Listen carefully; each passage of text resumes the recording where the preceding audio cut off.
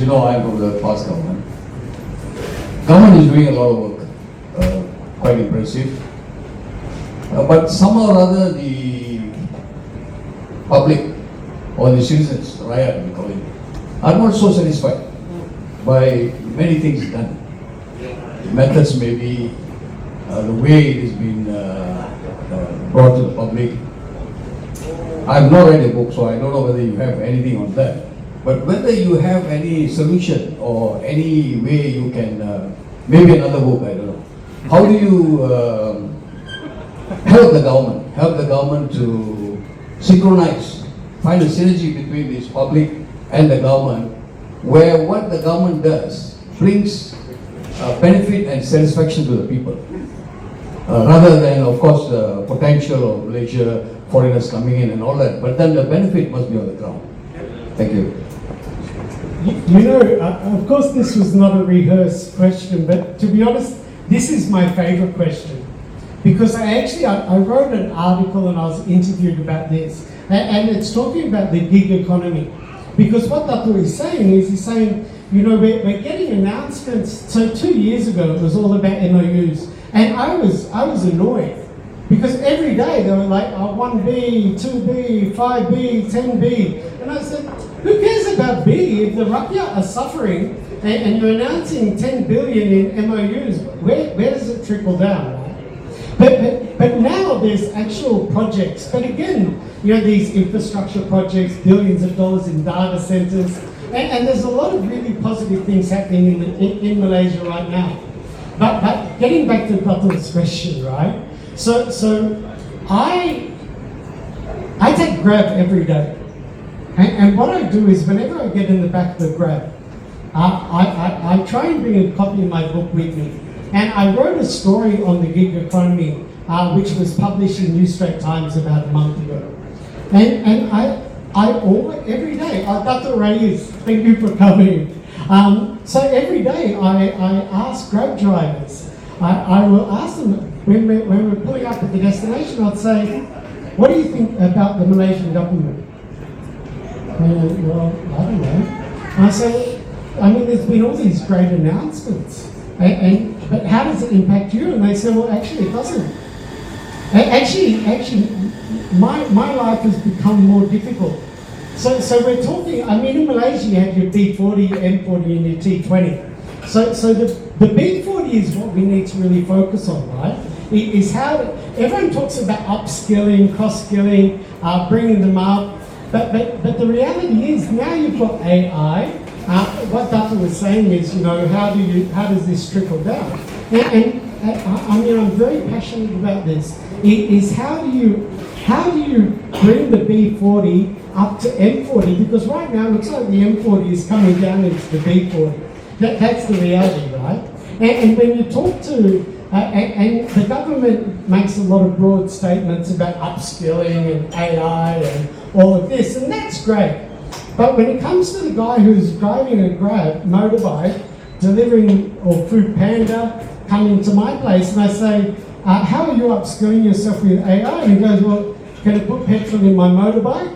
Can it make me more money from driving? And that's the reality now is, it's all about, I mean, yes, why it's great to bring all of these global infrastructure projects to Malaysia, and really we're getting a lot of publicity around the world, which is really great. But in response to your question, Dato, I really think that the government needs to really focus on how do we bring the B40 and really give them hope. Because right now, I mean, I wrote about this as well, and like I said, I'm a straight shooter, so this is a little bit controversial, right? So while we're talking about B40 and we're talking about gig economy and we're talking about, you know, Grab riders and stuff like that, then the next thing is we just approved autonomous vehicles in the country. Isn't that great? So we're embracing technology, we're embracing AI, we're saying we're embracing autonomous vehicles. But then you hop in the back of the Grab driver and he goes, dude, I'm not going to have a job. There's 400,000 Grab drivers. What am I going to do? If autonomous vehicles come in, what am I going to do? So this is and like I said, I'm very passionate about this issue, and I'm very happy that Dr. Cadius brought it up. But me, I don't have the solution, but we can talk about the problem, and I think it needs to be a very structured approach on how we do bring that, bring the B40 up, and actually all of these programs that are coming in, like Dr. was saying, is are they trickling down? And the reality is, possibly not. The backyard are not really feeling that at the moment. You did highlight the 5 high growth sectors in your book. Do you want to touch on that a little bit, just to give us a little teaser? The 5 high growth sectors that you mentioned in the book. Look, I think the last thing I want to talk about now, right, is, like I said, I come from working with all my friends in MDEC, and we were building the shared services and outsourcing industry. And that's going through, I was talking at the GBS conference last week, and yes, it's creating thousands of new jobs. To be honest, I was actually shocked when I heard the latest number from Talent Corp. There's 325,000 people working in GBS companies now in Malaysia. And so, but if you look at this, right, so GBS was the lowest level, right? These are like call center for Domino's Pizza and, and this sort of customer service. But now AI is coming in. And you would automatically think there's chatbots, there's voice bots, there's a lot of AI automation now. So you'd automatically think that these jobs are going to disappear. But the reality is there's more jobs being created. So AI is not taking the jobs are changing. But I want to address your question, Dato', but I'm still not getting an answer. It's in the next one. There's another one, right? So that is in the next one. What was it? What was the turning point, that made you write this book that's supposed to be the blueprint for Malaysia's strategy, economic strategy? I think this is a really interesting question. So, of course, being here, working with the government since 2006 for 5 years, and also seeing, how we attract investment to Malaysia. And what I really found is there needed to be a guidebook to help investors understand how to invest in Malaysia. Because Malaysia is actually a quite complicated country when it comes to investing. So, if you're a foreign company and you're looking at investing in Malaysia, where the heck do you start? And you go, well, I've heard of MDEC, so I should talk to MDEC. And then somebody says, well, if you're going to Penang, you should talk to Penang Development Corporation.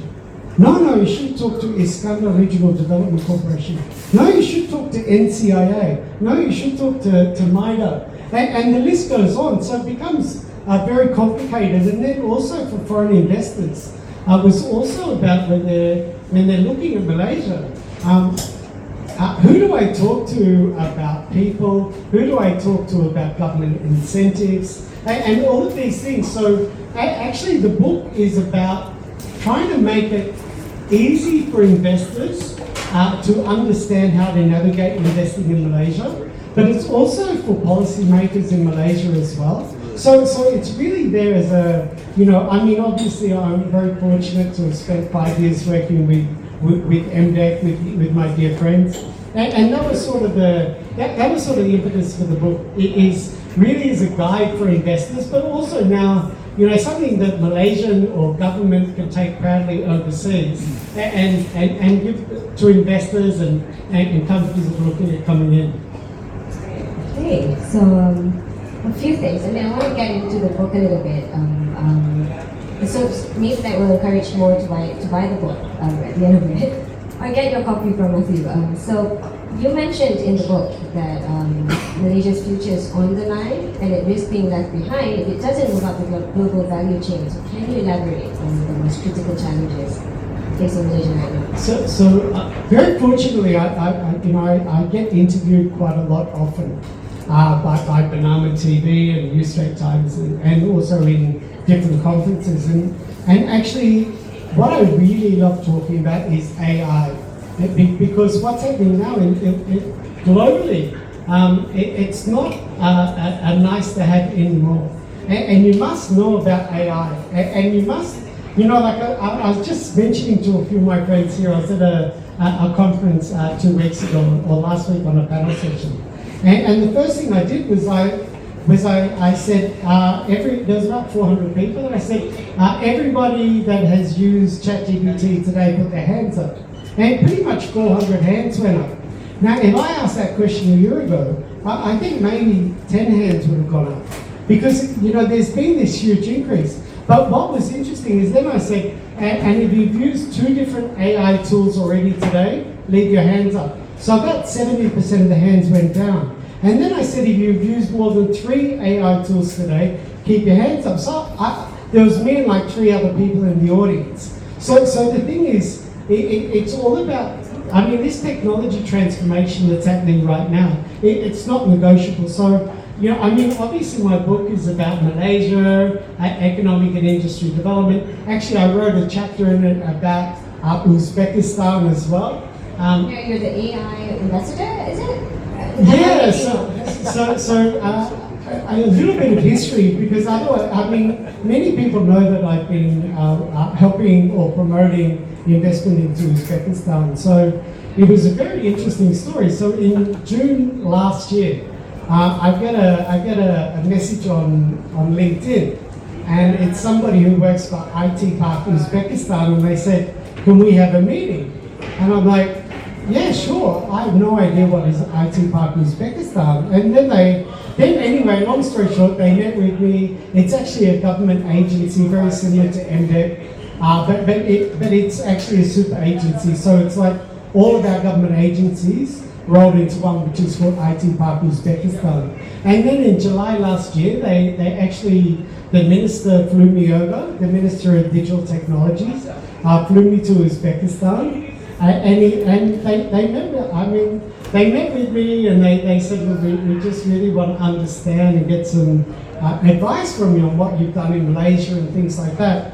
And on the plane going over, I was like super, I was very proud and very confident and thought I could share a lot. But when I landed in Uzbekistan, it's a developed country. It's got infrastructure, it's got shopping centers like Pavilion and KLCC. It's got the same population of Malaysia, 37 million people. It's got a really, really aggressively forward-thinking government over there. The government is always out there globally trying to bring investment in. So anyway, in December last year, the minister asked me to come over again, and then little be known to me is they actually had a contract for me, an honorary contract as ambassador to IT Park Uzbekistan. And then the next thing is, I said yes, and then the next thing is I had all the TV stations lining up around me doing an interview about Uzbekistan. So before we know it, we're going to see a book about Uzbekistan and know more about Malaysia. Uzbekistan is really relevant, right? Because everything that Uzbekistan is doing now is what we did 25 years ago. So they're at the beginning of the journey. So when we talk about Malaysia, and this is why talking about Uzbekistan in my experience is really relevant, because it really shows that countries that are emerging countries take Malaysia very seriously, and even more so, we are the number 1 known country in ASEAN right now, if not globally known. Donald Trump in Korea said, I know where Malaysia is on the map. That's never happened in history, that a sitting president has not been in our country and spoken about our country. So Malaysia, hosting ASEAN 2025, and I can't express what an amazing job the government has done, to really put out there that Malaysia is not just a great country for tourism, but it's a great country for business. It's business friendly, it's multicultural, it's multiracial, and these are all of the things. So I'm sorry, I'm a storyteller. Well, when I tell my story, there's always a reason why I sort of stitch all of these stories together. So if you, I'm not sure who's been following me, but I've been on Banana TV a few times over the last month. They interviewed me the day that Donald Trump arrived in Malaysia. I had a 25-minute interview on Banana talking about ASEAN 2025. And it was, to be honest, I mean, I'm the biggest cheerleader of Malaysia. I was just speaking to the newly minted CEO of Talent Corp yesterday. It was his first day. And I shared with him, I wrote a story in New Straits Times yesterday talking about, how Malaysia deals and reduces the time to bring in foreign knowledge workers and stuff like that. And the new CEO just sent me a message straight back and said, this is amazing and we need to meet up. So look, I think Malaysia is going through a lot of things right now and very positive. I'm Colin, guys, we've been looking at Malaysia in the news for so many years. And now we're in the news for all the right reasons. So Malaysia really needs to capitalize on where we are now. I agree. Okay, do we have questions from anyone here? No, I guess everyone feels like asking personally. No public. Okay. Okay. I can project, I'm okay. So I think one thing that's really attractive about knowing Matt and for everyone in the room is how positive and energetic you are, right? And you know Spring Chicken, you got your son over here. How do you stay so positive and energetic, and how do you maintain that consistency in your life? That's a really interesting question. And that's not something I've been preparing to answer. Actually, I drink coffee, number one, but also every morning, religiously every morning, I wake up at 5 o'clock every morning. I get up, I have 2 cups of coffee, and I read for about an hour and a half. So, everybody who follows me on LinkedIn, I mean, I'm continually commenting or creating content. But that's because I just read a lot. But what keeps me positive is the fact that, number one is I exercise every day. So I think morning people, and I run 5 to 10 kilometers 7 days a week, every morning. So I wake up very positive. But in general, I'm a very positive person. When it comes to friendships, all my friends know I'm very positive. When it comes to the government can see. I mean, I'm very sincere.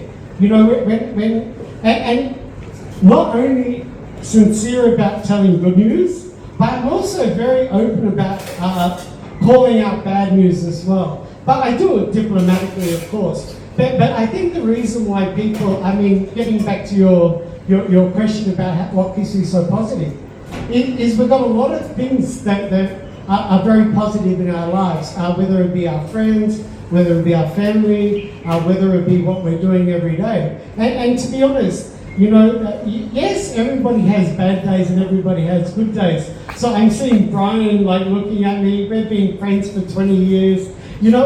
Everybody here, you know me very well. I am a very positive person, but I have a lot to be thankful for. And also because I've got an amazing life partner who's taking a video of me at the back, Anna, who maybe. So I've got many reasons to be very happy and very positive. Well, speaking of people who's been a part of this book, I think we have a few you'd like to mention, right? In recognition, they've contributed to the book. I mean, you did say you stitched stories to make this book, so maybe you can, Yeah. So actually, this is, I guess this is the last thing we'll sort of go through, right? So when I started writing the book, obviously we've created a lot of very deep friendships and relationships over the last 20 years. And what I did is I went out to different people that I know, like Dr. Reyes from Meranti, who used to be the chairman of MDET. I went out to the CEO of MIDA, the CEO of Martrade. the CEO of InvestKL, and multiple, the CEO of Talent Corp. And because of these relationships, I said that this is what I'm doing, is I'm writing a book on Malaysia and unleashing Malaysia's economic potential. And it's really this book on investment, on how to navigate investment into Malaysia. And it was just really humbling that everybody that I approached just said yes straight away. They said, we love it, we want to be part of your journey. We've known you for so long, we know why you're here, and we'd love to be part of this. So yeah, that's where it all comes from. Wow. This is what, friendship results in. Okay, everyone coming along to celebrate this. Writing the book, I think Rosanna's going to ask me some questions later, but writing this book is something that has been more than 20 years in the making. I've got quite a number of friends here today that I used to work with when I was with MDEC.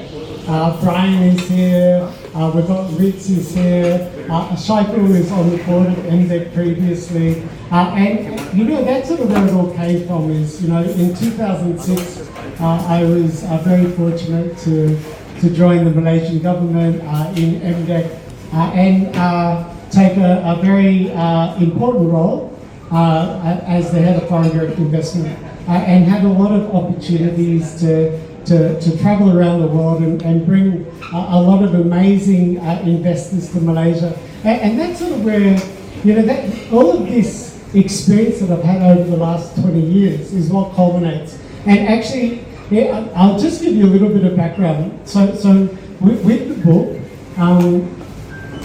I've been planning this for quite a few years. And about 1 year ago, I had already put a bunch of notes together, or more than 1 year ago.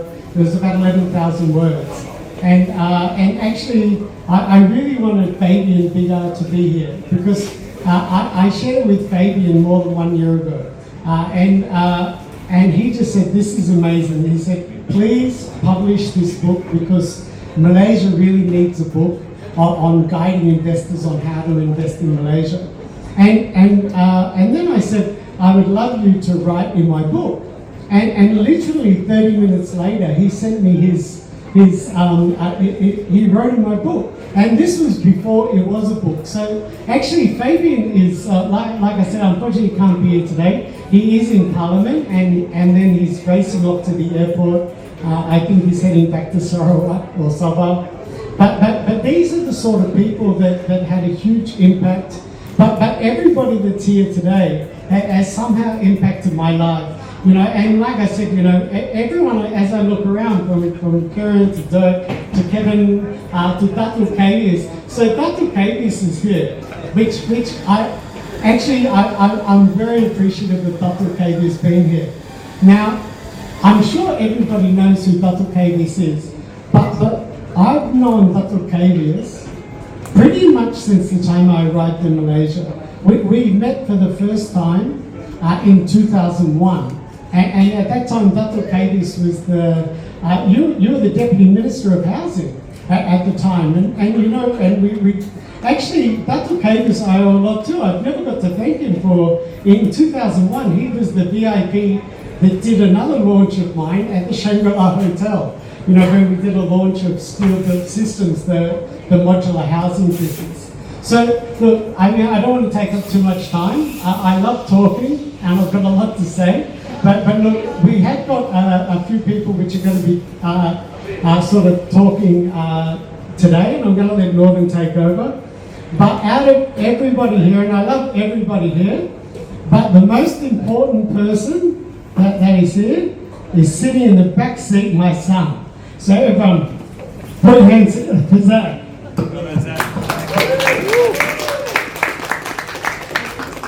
Well done, Zach. This is him. Actually, we go back a very long way. So, yes, everybody knows that I work with a company called EPS, which Kevin is the founder of EPS. It's now 32 years old, the company. Been in Malaysia since 2002. and it's become a very successful company. But beyond that, Kevin and I have been very dear friends, going back to 2006. So this is 19 years, and I can honestly say Kevin's not changed a bit in 19 years. And actually, the way that Kevin and I met was when I was with MDEC. And actually, the country head for EPS approached me, and he said, I'm from outsourcing and staffing company called EPS. Can we get MSc status? And I said, yeah, why not? I think we can. We've never done it before, right? So this was the very beginning of sort of when we started doing HR outsourcing. So actually EPS was one of the first companies in Malaysia that got MSc status for HR outsourcing. So I couldn't let Kevin go on without doing a formal introduction. But Kevin has been a very dear friend of mine, and by the way, he did fly out from Singapore just for this event. So please put your hands together one more time for Kevin. Thank you for your time. We are here for Matthew today. It's not about me. But yeah, Matthew is right to say that we've gone back 19 years. It's a long time. Maybe I just share a bit more on that story. Our company was applying for MSc status at the time, and this Masali show up to our company. So I was thinking, Matthew, you are not Malaysian, right? I thought we were applying to the Malaysian authority for MSc status. Why are you here? Then he said that he actually worked for MDEC. So then I said that after the session, why don't we go for a drink? And we did just that. And he said, Kevin, I think your application looks good. Let me do some magic, And then obviously it came true, and we're pretty happy that we can we could grow the company over the many years, So also going back some time, 4 years ago, I actually approached Matthew, because we were trying to expand our business in Malaysia. By the way, I'm based in Singapore, and I said, Matthew, would you like to consider working for EPS, for a change? Because you are doing so many things, right, at the time. And Matthew said, why not? So that's where we started the journey since 4 years ago. Matthew has been with EPS as our company director, plus also doing business development and some of the major client acquisition activities. And a couple of years ago, he actually came to me and said, Kevin, I'd like to write a book. Then I said, Matthew, we are working quite hard, 18 hours a day. Are you sure you have time? And he said, let me try.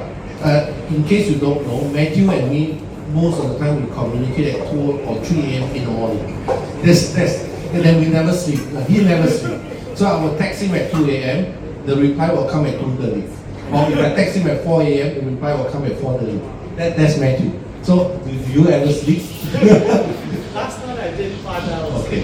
And to be honest, I was a bit skeptical when he said he's going to write a book, because we were pretty busy. But I think you surprised me, and this is the end product now, and congratulations. And this is such an amazing time. And I would say one thing, Matthew is not only writing this book based on experience, but he is also a practitioner. Right now, in fact, we are talking to quite a few government authorities, especially on the Johor Singapore Special Economic Zone.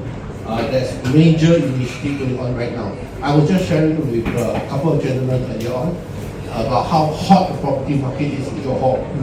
Recently I went in to try to buy a condo. They just launched on that day, 1,000 units, and was sold out on that day, 1,000 units, and I couldn't get my unit. I said, in that case, why do you ask me to go to Johor to review the showroom and we have nothing to sell? They said they promised to get me a unit, which they find 2 weeks later. They got a unit just for me, and so that was a good ending. But under the Johor Singapore SEZ, I think Matthew is now actually driving quite a few major initiatives. So your book really come out at an opportune time. I think there's a lot of lessons that as business leaders and business owners we can learn. And in fact, I will be sharing this with the Singapore business community. I think your book is a must read for everyone. Okay, so I congratulate you again on this amazing book, and I wish you all the best. Thank you. Like I said, most of the people in this room I've known for like nearly 20 years. So Ritz and I, we were very fortunate to sit next to each other in MDEC. Back in the old days. I mean, he was there way before me. I was there in 2006. So, and to be honest, unfortunately, as we gracefully age, and I say that in jest, we forget how fast the years go by. So, you know, looking at 19 years later, and to be honest, you know, the thing that is most important in my life is my friends and my connections. So, you know, I mean, you really hold all of these dear friends very true to your heart, and that's why we always try and keep in touch. But Ritz, I mean, I would love you to say a few words. We had an amazing time during my 5 years in MDEC. I mean, if it wasn't for MDEC, I wouldn't have met Kevin. But also during that time, I mean, Ritz and I became very close. Not that we ever saw each other, because I was overseas probably 80% of the time, you know, pitching to foreign companies. And this is pre-AI. This is like when internet first came out. And you know, to set a meeting up with the CEO of a Fortune 500 company, you had to call the general line. And then you had to talk to the receptionist. And then you had to try and get through to a secretary. And you know, we did things the really hard way, you know, back then. So anyway, but please put your hands together for Ritz. Thank you so much. I'll keep it short because today is about Matthew and what he has, and I'm here to give him. This morning he reminded me, dear brother, are you coming? He was kind of worried that people won't show up for this auspicious event and milestone in his life. Okay, yes, 2006. It has been mentioned by Kevin and also by Matthew himself. But let me just take you back into history. It all started pretty much in 2003, 2004, at the switch of the leadership from Tun Mahathir to Pak Lam, right? And then is where we pushed for outsourcing. At that time it was called outsourcing. Alright, shared services wasn't a brand, alright, GBS was not even known, but that trickled into a lot of how things cascaded around the country after that. So just going back to that pinnacle time, it was really in 2003, 2004, very pinnacle. One of the last things that Tun Mahathir did was invent Qjaya, if you recall, alright? Big controversy, but wanted to see it through. It lasted only 11 months and all that. But to quell that, MDEC was tasked to look at how do you bring other multinationals in, alright? And that's where we seeded from effectively. I was the early ones with a good friend of Matthew, who brought Matthew into MDEC by a chap named Rob Kaiser. Alright, so both of us in a way pioneered the outsourcing thing, alongside, of course, with industry PICOM. Right, so most of them here are PICOM lifetime members. So what we did then was basically how we positioned Malaysia as the heaven for outsourcing. Right, that resonated during the WCIT in Austin, Texas. Right, which we brought back WCIT 2006, and that's where Matthew came on board with us to push. The early parts of the outsourcing was the likes of BMW. It started with DHL, right? Then once that portfolio was done, by me and Rob, we passed it on to Matt, right? And to others to take care of the post services for those key accounts. Then he had his own KPI to bring in the Wipros, EMDs, and you know, E2 Open and the rest. But the early ones were the Catalyst, HSBC, DHL, Shell Global Services, or SSI at that time. It was two organizations. And what I was very key and instrumental with some of my other colleagues was bringing in BMW Asia to Cyberjaya, which is there until today. Yeah. So that's the backdrop. But the outsourcing became a model also for biotechnology, right? And I have colleagues here and friends who are from biotech, where it was modeled before the formation or around K10 to look at how you apply the IT version of global back office or outsourcing into biotech. It was a crazy idea, but it did happen. All right, and that led to basically the park in Johor called BioXcel, which fortunately or unfortunately, I became part of that a bit later on.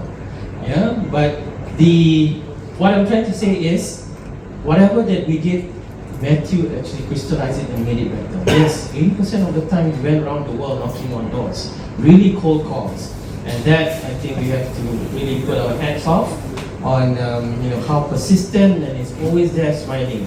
I mean, in the sessions that we had together overseas, right, we were thinking he will always like 5 in the morning up. Okay, let's strategize. How do we meet all those people?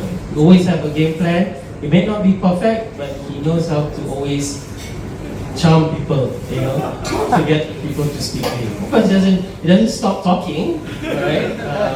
And people say, we have an Australian talking about Malaysia, incessantly, or non-stop.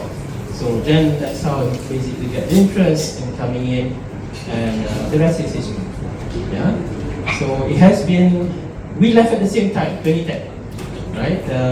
He left for EPS. I left for the PM's office at that time, the Swedish office in 2010.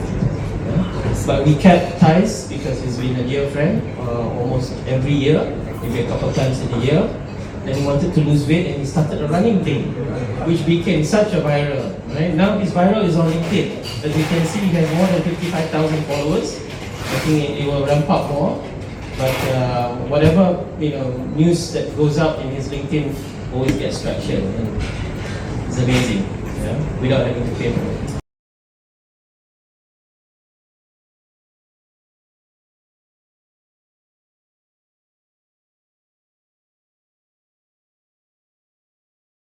Thank you. And when are you getting back to London?